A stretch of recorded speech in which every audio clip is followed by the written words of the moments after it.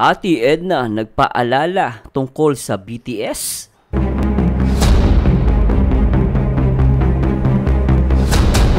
Kalingap Edu damay din at bakit? Sino-sino nga ba ang lumalabag dito sa behind the scene? Samahan nyo guys na gumawa ng updates at commentary at reaction tungkol dito sa issue na to.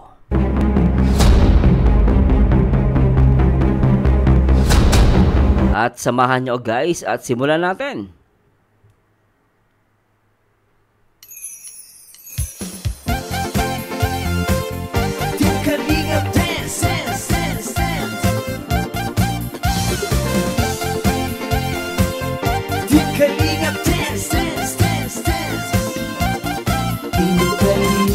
Hi guys, magandang araw po sa inyo lahat. At ulit po, bumabati po ako sa lahat ng tatay o ama na talagang nagiging responsibilidad sa kanilang mga anak at sa kanilang mga asawa. Happy Father's Day po sa lahat.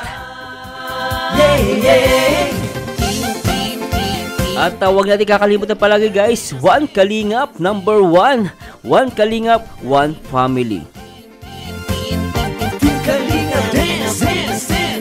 At syempre po guys, gusto ko munang i-shoutout din ng Happy Father's Day Kuya Bal Santos Matubang, ang founder ng Kalingap at ang nag-iisa at talagang napasama sa top 12 most viewed vlogger in the Philippines.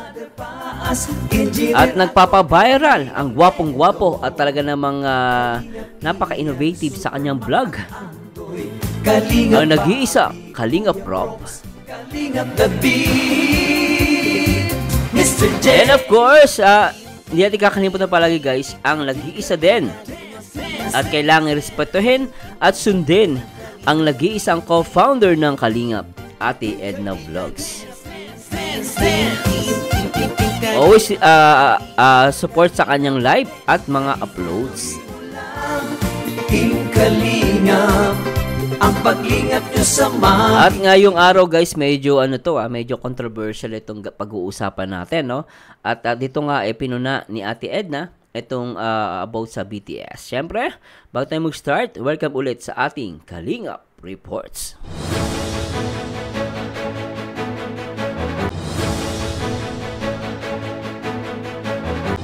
Okay, at ito na naman po ang paborito nyo reactor. Barzano TV 2.0 ang maglilingkod muna sa inyo guys at pag-uusapan natin at magbibigay tayo ng komentary. At una-una po sa lahat, umihingi na po ako ng tawad kung may masasabi po akong mali, no? Sa tingin nyo mali.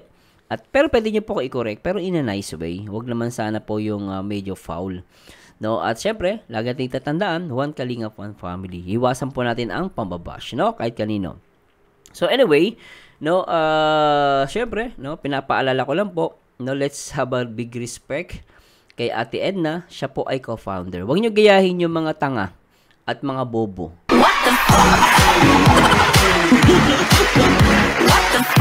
Ang masakit pa yung iba yung mga reactor pa. Para walang para bastusin at birahin si Ate Edna, sasabihin, hindi naman charity vlogger yan. Wala naman daw ginagawa. Huwag kayo maniniwala sa mga ganun mga bobo at tangang reactor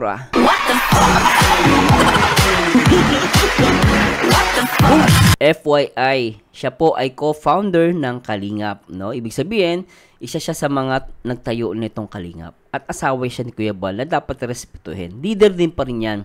Huwag niyo isipin na, hindi naman nagsha-charity yan sa Ate Edna Vlogs Hindi nyo lang alam off-cam. At tandaan nyo guys, si Ate Edna may alam yan on-cam tsaka off-cam. May mga bagay tayo, ako as a viewer din, no? Hindi ko alam yung mga off-cam na nangyari. Meron silang alam na hindi natin alam.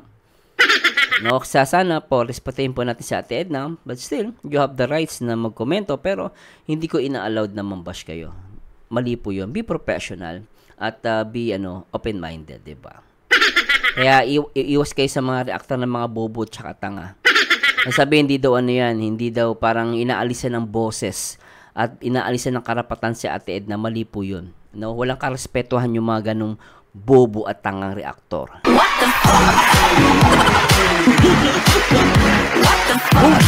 Co-founder na ng Kalingap, bawal magsalita. No? So, huwag tayong ganun, guys. Anyway, simulan natin to, guys. Syempre, huwag niyo kalimutan na mag-like, comment, and subscribe. Marzano TV 2.0. Alright, please subscribe.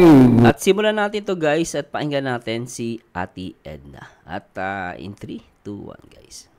Kay Kuya Bal. Sparrow Alpha. Ayan, 152 na, guys. Paki-share pa po at pag-usapan po natin ang mga BTS ngayon na mainit BTS. na mainit na topic ang BTS. Ayan. Bawal mag-BTS. Dati ng rule, matagal ng rule, pero bakit po maraming Sumasaway pa rin. lumalabag pa rin hanggang ngayon? So, ibig sabihin, matagal na siyang rules, no? Ibig sabihin, matagal na siyang rule na bawal daw talaga ang BTS. Pero bakit nangyayari pa rin itong mga itong bagay, ano? Bakit nga ba? Siyempre, minsan, alam niyo, totoo lang, guys, malakas kasi ang views ng BTS, eh. Aminin man natin sa hindi, talagang malakas. Pag nag-BTS ka, ano yan, talagang marami manonood. Imposibleng maging 0 views yan. Malakas pa rin talaga yan, guys. Lalo pag ang bini-BTS mo viral, di ba? So, tuloy natin. Ayan, naisipan ko po nga i-topic kasi meron po nag-chat sa akin. Abi Ate Edna, dapat daw ay ipagbawal ko daw yung pag-BTS. Matagal na po yung bawal. Oo, kung matagal siya, Ate Edna, bakit may gumagawa? O siguro baka hindi niya alam, o baka bago lang, or nagkakalimutan. Tutuloy natin. So, bawal pala talaga yung BTS, no? Remember, guys, no, baka sabihin, Sir Marzano, grabe naman. Lahat na lang bawal. Hindi po kasi ako, sa totoo lang, nandito tayo sa Kalingap, kailangan natin mag-follow sa rules ng Kalingap. At lumalabas, sinasabi dito na Ate Edna, nagpapaalala siya na matagal na palang rule na bawal yung BTS. Di ba? So, para sa akin, walang mali doon kung noon pa pala yung rules na yon. At remember, sabi ko sa inyo, guys, kung nasa Kalingap ka, you should follow their rules. Di ba? Kahit, Sir Marzano, sa YouTube lang naman, kahit na. Kahit sabihin mo, hindi siya organized ng government, no? It's only a private or a virtual community. As long as nasa isang community ka, at kahit sabihin mong nagkasundo ka naman, kahit sabihin mong nag-usap kayo, o kaya pumasok ka dito sa Kalingap, meron ng existing rules sila na pinapatupad, dapat mong i-follow yun. Nagkalingap ka imposible. Hindi, nasa Kalingap ako, pero hindi ko susundin hindi ko susundin si Ate Edna. O kaya yung rule ng Kalingap, mali po yun. Ako, as a reactor din ng Kalingap, kailangan ko sumunod. At syempre, dapat natin papakinggan ang isa sa co-founder ng Kalingap, si Ate Edna. So, tuloy natin. So, matagal na pala yun, guys. Malinaw yun, Matagal na po. Yan. Kinakailangan lang na sundin. Okay. Yan. Dapat lang sundin, guys. Dapat naman. Shout out from Basan Pinyan. Magandang hapon, Bobby TV 143. Bro Bobby, shout out sa'yo, Bro Bobby. Happy Father's Day po sa lahat. Yan, Kuya Bobby. Shout out. Pag may mga nag-BTS diyan sa mga kasama mo, sawayin mo na at ikaw ang tatay diyan. Uy, Bro Bobby, ikaw pala tatay diyan Dapat ikaw ang nagsasaway Hello, Bro Bobby, shout out sa'yo. Mabait na si Bro Bobby Pag nag-BTS si Starax, sawayin mo na. Nag-BTS si Red Saint, sawayin mo na lang. Sino pa makasama mo dyan?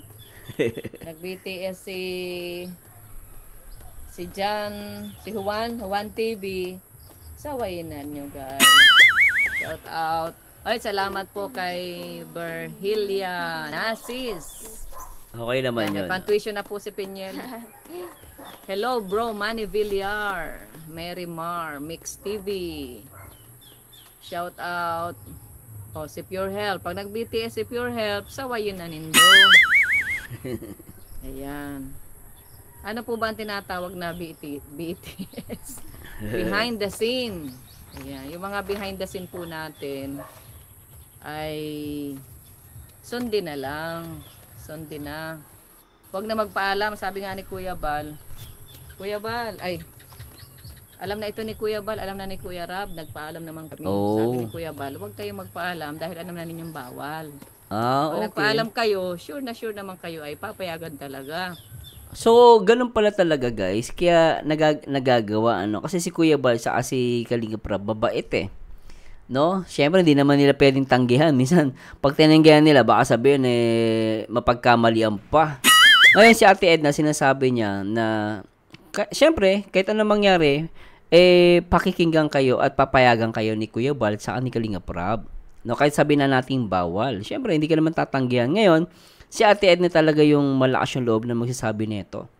No? At alam niyo naman si Ate Edna kasi, no, si Ate Edna ay teacher, no. Kaya napaka-prangka niya. Tuloy natin. Bawal. Pag nagpaalam kayo, sure naman kayo ay papayagan talaga. Tama. At hindi nga marunong tumanggi. Kalinga Prab, di manatanggi. Sige lang. Siya hindi tumatanggi talaga si Kalinga Prab. Pero kung pag-uusapan batas ng rules ng Kalingap, talagang bawal pala talaga siya ever since, ano.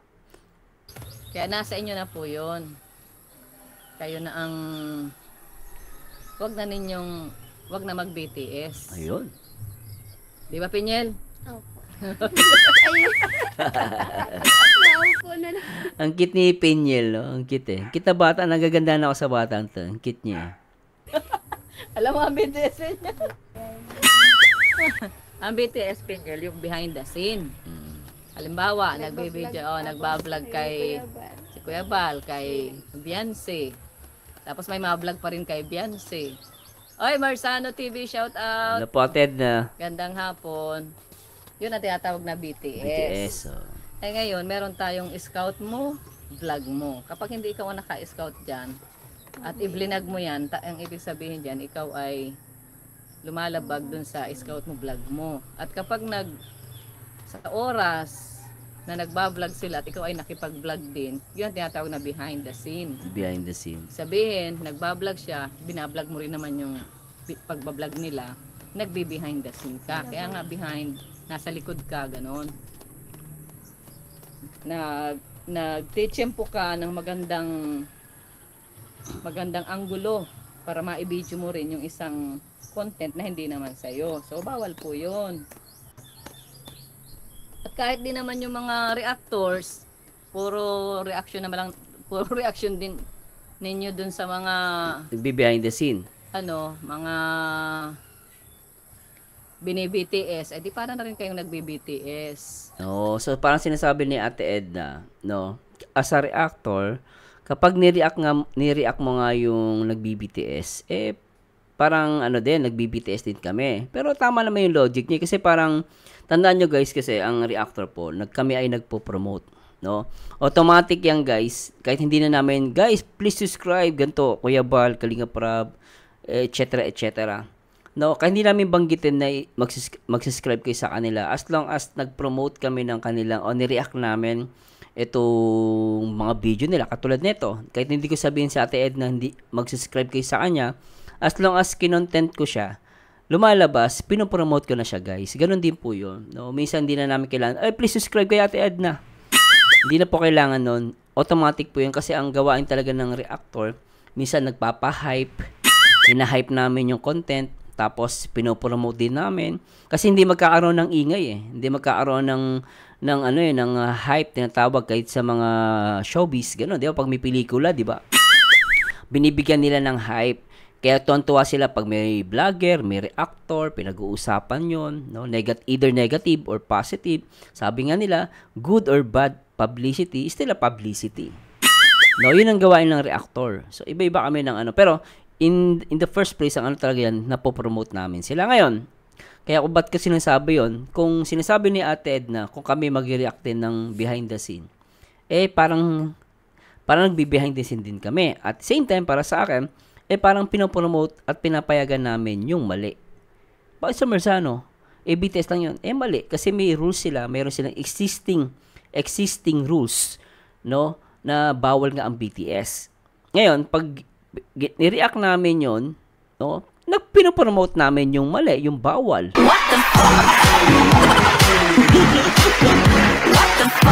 Bawal nga yung BTS. So, ganon. As a reactor, dapat meron tayong awareness na bawal talaga yon. Kung bawal yung BTS, edi bawal mo din i-react yon. Na huwag mo isyang i-promote. Yun yung point doon. Actually guys, napansin ko lang, I don't know kung tama o mali ako, kahit sa probinsyano, no, kahit ibang mga vlog, makikita mo wala nag-BTS. Dito lang ata sa Kalingap ko, hindi ako nagkakamali. No, sa Kalingap lang. Kasi alam nyo guys, yung mga vlog ni Kalingap Rob, ni Kuya Bal, at syempre ng ibang mga content creator natin dito sa Kalingap. Now, they spend time, money, at effort, at ideas. No? Mahirap gumawa ng ideas, mag-iisip ka. Kahit sabi ni Kalingap Rob, panoorin nyo yung sa video ni Kuya Bobby, sabi niya, minsan, pakita mo, pagod na pagod yung tao. Sabi niya, minsan nga, nagbabiyahe pa kami, nag-iisip na ako anong gagawin eh. Mahirap yun, no? Yung idea guys, malaki ang bayad dyan. Nagka-conceptualize ka lang. Binabayaran ka lang ng malaki. No? Kasi yung idea, yung concept, minsan yun guys, talagang yun ang pinaka-importante doon eh. Yung mga ideas, anong gagawin sa mga vlog. So yun, binibigyan ng effort yun. Binibigyan ng halaga yun at binabayaran yun at ginagastusan ng malaki. Kaya mapapansin nyo, kahit sa mga ibang vlog, kahit sa pelikula, may mga pelikula, behind the scene, pagkatapos i-upload yung pinaka-movie, matagal yun guys, bago nila ipakita yung mga behind the scene. Kung paano nila ginawa, at kung magpakita man sila napaka-konti lang, hindi talaga buong video. Magpapakita sila napaka-konti lang. No, napaka-limited. At matagal nila, kunwari, after a year, or after ilang months, or after 5 months, after 6 months, ilalabas nila yung the making or yung behind the scene. Kasi, ginastusan ng malaki yung pelikula na yun. Ganun din sa vlog. Ginagastusan yan guys. Akala nyo ganun lang. Ginagastusan nyo ng effort tsaka time. Tapos, syempre, iba, kukuha lang ng BTS, sila yung nakikinabang talaga. Although, kung titignan natin sa kabilang banda, no, kung sa perspective ng YouTube, syempre, malaking tulong yun kasi napopromote talaga siya. Nakaka-promote ang BTS. Yun nga lang, yung nag-BTS na wala lang ka-effort, ang gagawin lang niya, magbibideo na lang siya. Hindi siya nag-isip. Diba? Hindi siya. Ito guys, wala pong pinapatamaan dito. This is a general knowledge lang. Wala pa akong kaaway dito. Nagsasabi lang ako sa tingin ko, na opinion ko lang. Kung sa tingin nyo mali po, itapon nyo po. Huwag nyo i-observe. Pero sa tingin nyo na tama to, bago nyo kainin, i-analyze nyo, no? Parang saging niya, yung saging, no? Kainin mo yung laman, tapon mo yung balat. Ganon din yung isda. Kainin mo yung laman, tapon mo yung tinik, ganon. Huwag mo ititek lahat. Kung sa tingin mo may mali ako sinabi, edi mali. Kung sa tingin mo tama, edi tama. Ngayon, ang point ko dito, guys, no? Syempre ikaw, nagbibts ka, madali ka kasi ikaw kumikita ka na walang kahirap-hirap. Pero kawawa talaga yung gumawa at nag-idea o nag-conceptualize, no, dun sa vlog na yon. So siya dapat talaga alam niyo guys, sa totoo lang, lahat ng credit dapat talaga dun sa gumawa. For example, si Kalingap Rob, dapat talaga lahat ng credit, lahat ng views kanya talaga. Kasi nag-effort siya dun, sabihin, Sir Mars, si Kalingap Rob lang kumikita. Natural. Kaya sabihin na natin na may binablog siyang tao. Tandaan nyo guys, hindi naman magiging maganda yung vlog na yun kung wala yung idea niya eh. Kaya nga yung iba, hindi kasi ginagamit lang eh. Hindi ganun yung punto dun eh. Kahit sabihin mong may gamitin siyang tao dun, kung hindi naman maganda yung idea niya, wala din naman, hindi na magkikita yun eh. Kaya nga kumita yun, kaya na maraming vision, because sa idea niya at sa effort na ginawa niya. Ngayon, kung magbibites tayo at bawal naman pala sa Kalingap, yung rules na yun, merong rules na matagal na ganun, nakakakonsensya guys. Si Mersano kasi napopromote namin, yes, napopromote mo, pero ang tanong, nagiging patas ba tayo dun sa gumawa ng pinaka-vlog? Di ba unfair? Tapos kung magbe-BTS ka pa, napakahaba. Wala rin.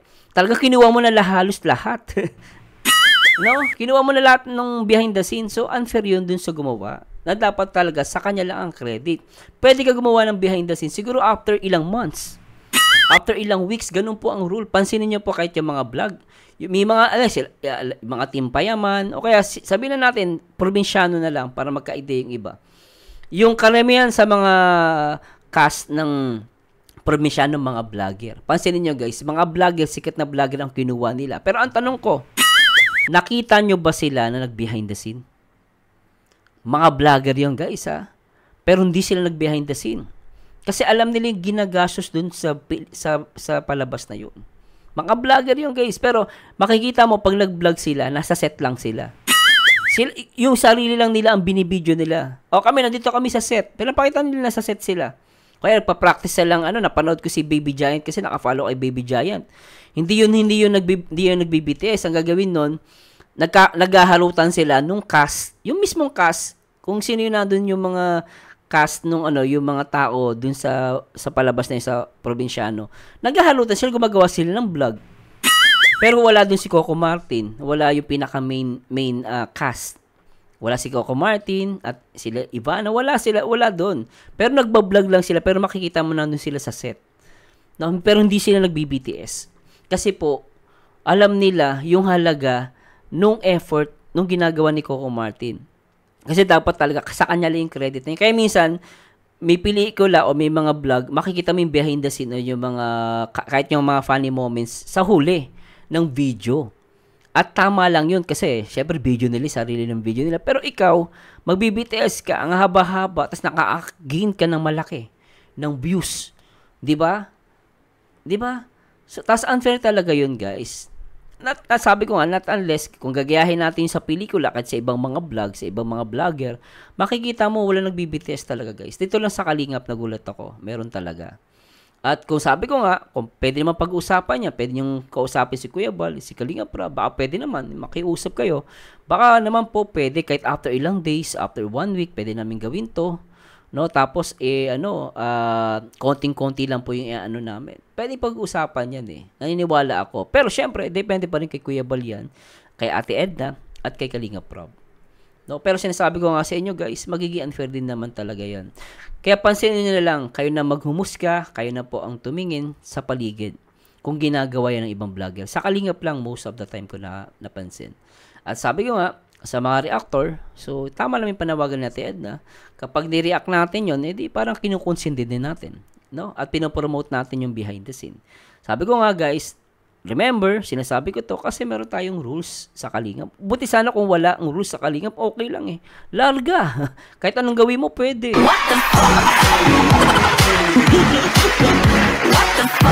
Pwede, kahit anong gawin mo, pwede yan.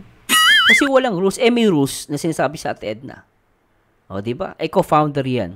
O, kaya huwag niyong, diba? Baka sabihin na naman ng ibang bobong reactor dyan. At guys, wala ko inaaway. Kasi talagang bobo Beri mo sa aalisan mo ng boses at ng influence si Ate Edna sa Kalingap. Mali po yung guys. Para atakehin mo. Para banataw mo. Mali yan, guys. Have respect sa mga leaders. Diba? Trabaho lang po. Walang personalan. Diba? At bigyan natin ng halaga yung sinasabi natin, Edna. Ngayon, sana po nakukuha ninyo.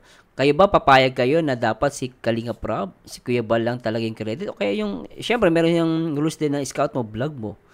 Yung rules na yun, nag-exist yun So, dapat, kung hindi mo naman siya in-scout, huwag mo i-vlog. Diba? Tuloy natin muna to, guys. Pasensya na po, wala po ko inaaway dito. Nagiging lang ako. Nagiging totoo lang sa inyo. Bawal i-vlog ang mga kahit saan, lalo na shooting ng pelikula. O yan na nga po. Ayan, may nagbanggit pala. Bawal, totoo po yung bawal yun. Shooting. Ikaw ay nagsushooting din. Yun, behind the scene ang tawag po doon. Yun ang bawal. Tsaka laki-laki ng ginagastos nila dyan, guys. Yung gasolina na sasakyan, yung pagkain, yung camera, yung mga gadget na ginagamit nila. Tapos ikaw, wala kang ginawa. Di ba? Wala kang ginawa. Sarap ng buhay mo, kakamera ka lang. Di ba? At kumita ka ng malaki, sinong talo? Sinong panalo? Di ba, guys? Sino naman ang point doon? Di ba? Unless talagang, Sir Marsano, okay lang yan kasi malaki binibigay ko. Sabi na natin, 70%. Okay lang Pero, di ba? Lalo pag di ka pa... Ito guys, sa real talk to, wala akong pinapatamaan dito. Kumita ka na, wala ka pang binigay. Yun ang masakit.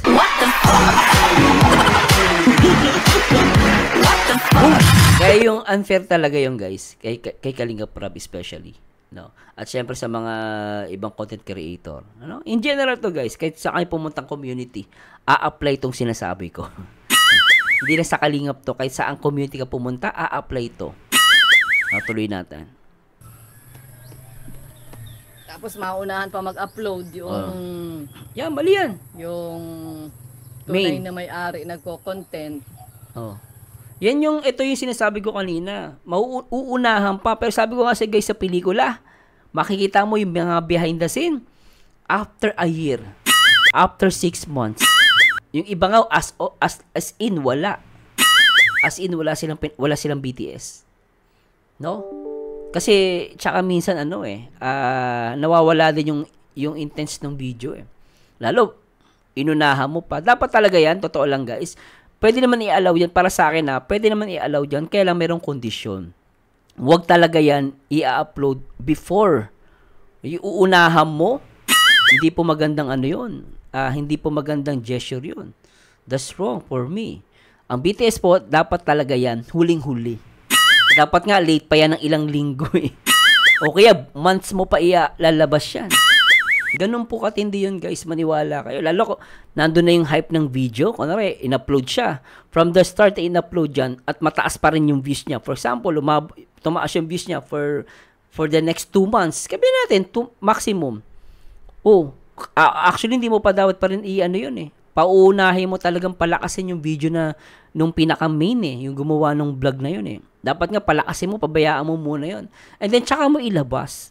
Kasi, alam nyo guys, sa mga dyan, yung gumagawa ng mga BTS, kahit anong mangyari guys, may manonood pa rin dyan. Huwag kayong matakot na walang manonood. May manonood pa rin dyan.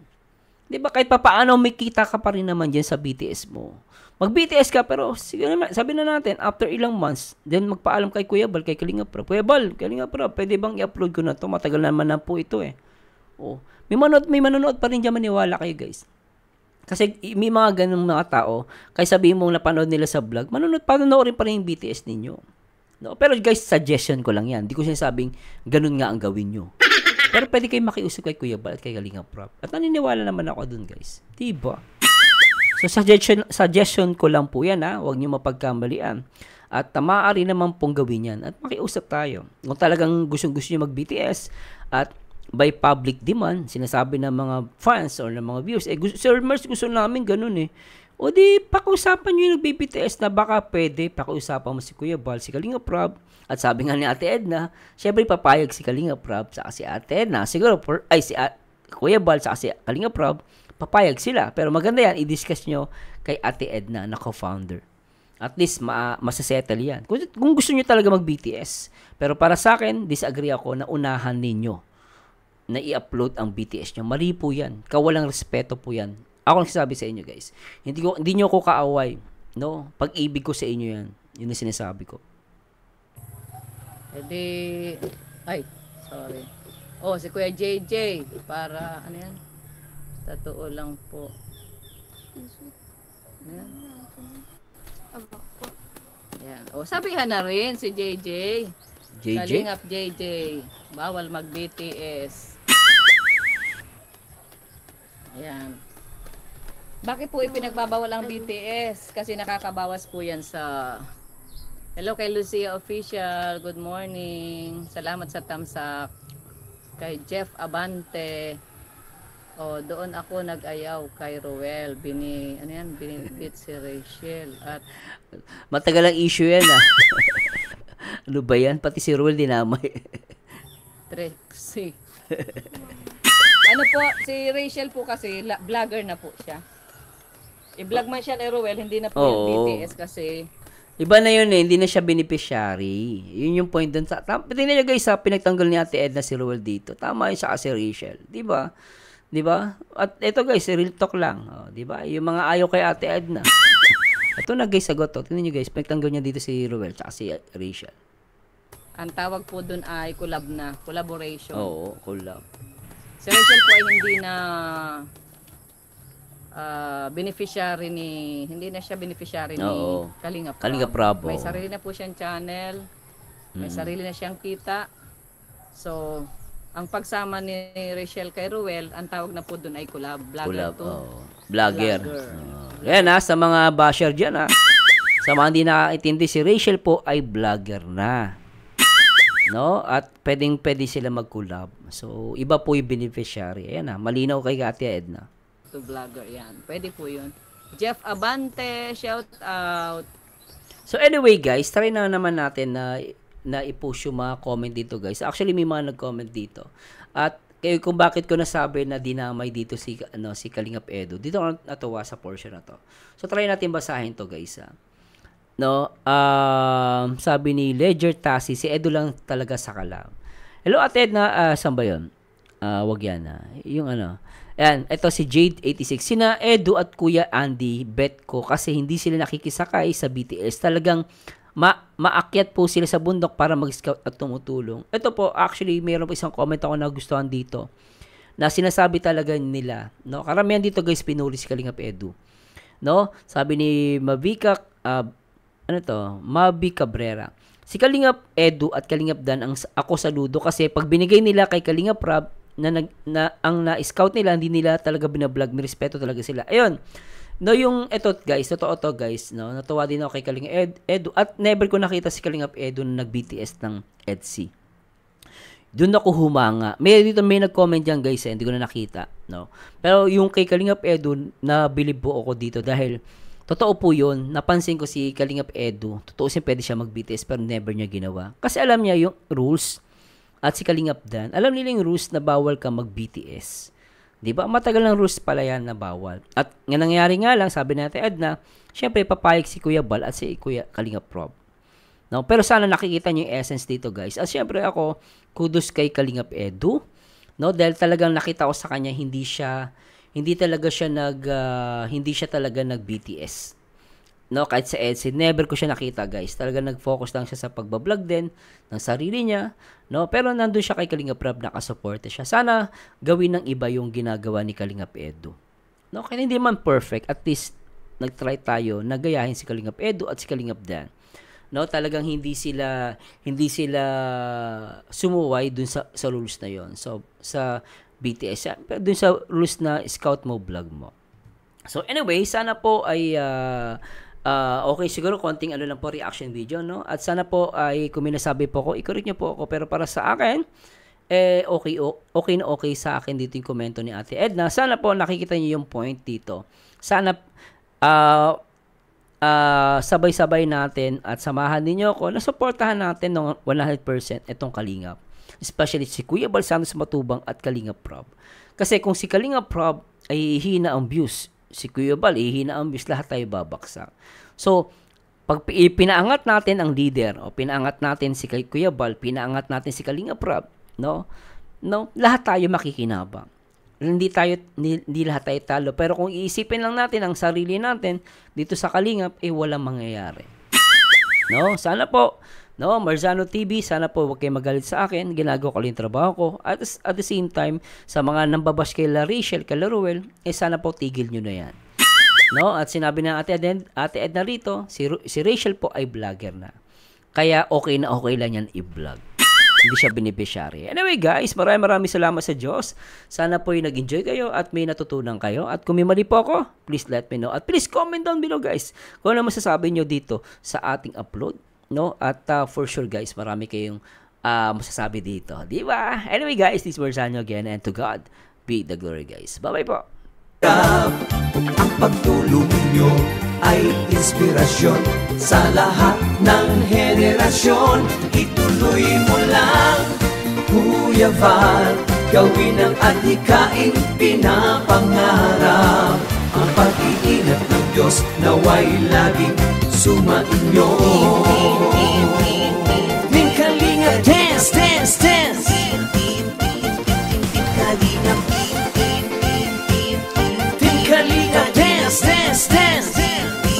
Kalinga, Kalinga, kayo at palakasin ng mabuting Diyos na mahabagin. Pati mga Kalingap supporters, OFW mga subscribers, huwag nang intindihin pa kontrabida at online bashers. Ang mahalaga'y tumulong sa kapwa, magbigay ng may pag-ibig sa kapuspalan, saya at ligaya sa bawat puso ang madarama.